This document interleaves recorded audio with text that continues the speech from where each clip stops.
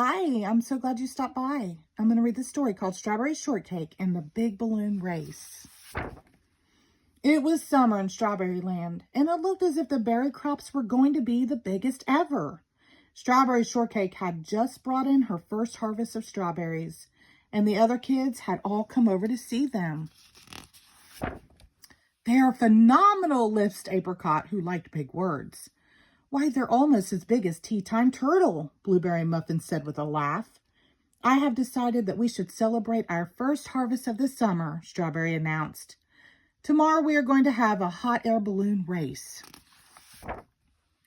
Everybody began to talk at once. Strawberry Shortcake always came up with the best ideas. "We'll take turns. Some of us can go up in the air first, and the rest will follow on our bicycles. Every balloon will have a basket of my strawberries to eat as we float out over Strawberry Land." "What a wonderful idea," said Lime Chiffon. "A strawberry festival high in the sky." Huckleberry yawned. "I'll stay behind to guard the crops. That means I don't have to move." Everybody laughed. "You can count me out," said Lemon Meringue, straightening her dress. "All that wind will mess up my hair." I go," cried Cherry Cuddler. She was always ready to try anything. Soon it was settled between them who would go and who would stay. Everybody went home to get ready for the trip. Very early the next morning, the kids met on the open field behind Strawberry Shortcake's house. The big colored balloons were already waiting for them, their bright banners waving in the breeze. "Now listen, everybody," said Strawberry. "You must pull on the green cord to go higher and the red one to come down. Let's climb aboard and practice it once while we're still on the ground." Strawberry took Apple Dumpling in her basket. Plum Pudding, keep an eye on Cherry Cuddler. Somebody's got to watch her every minute. Raspberry Tart and Butter Cookie climbed into the basket attached to the big green balloon. "Lemon Meringue, are you sure you don't want to come?" Raspberry teased. "The wind could mess up your hair more than it already has." Lemon turned her back and pretended not to hear. "Is everybody ready?" Strawberry called. "Let 'em loose." The rest of the kids untied the ropes. The great balloons lifted slowly off the ground and floated away on a light west wind. "Get your bicycles, everybody," said Lemon Meringue. "We'll take the road by the river." Soon only Huckleberry Pie and his dog Pupcake stood in the field. "Let's go, Pupcake. We'd better guard those juicy berries." But Pupcake had a better idea. He took Huckleberry's pant leg between his teeth and started pulling him towards the river. "I know you want to go fishing, old boy, but we're supposed to be guarding the berry crops."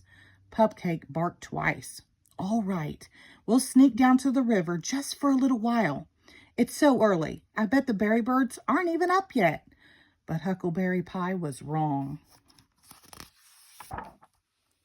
In his castle on Porcupine Peak, the Purple Pie Man had been up since dawn watching the kids.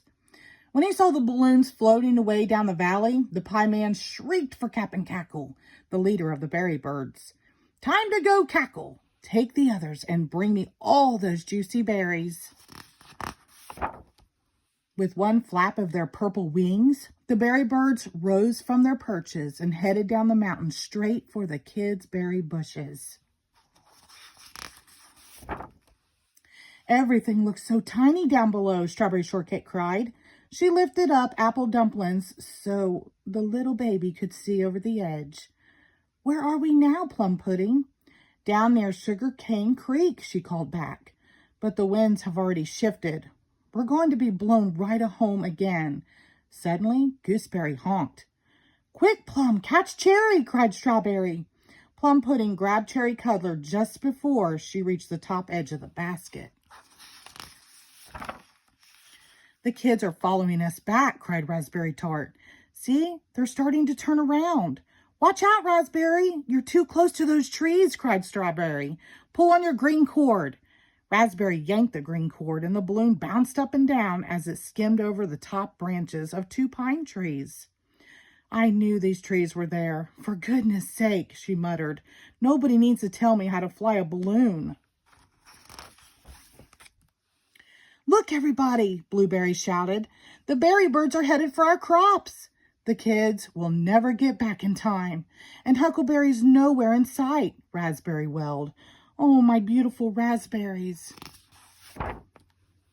I've got an idea, Strawberry said.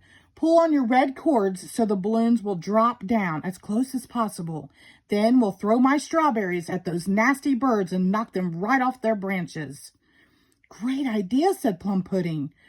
Your strawberries are big enough to knock even the purple pie man out of a tree. And I bet he's the one behind all this.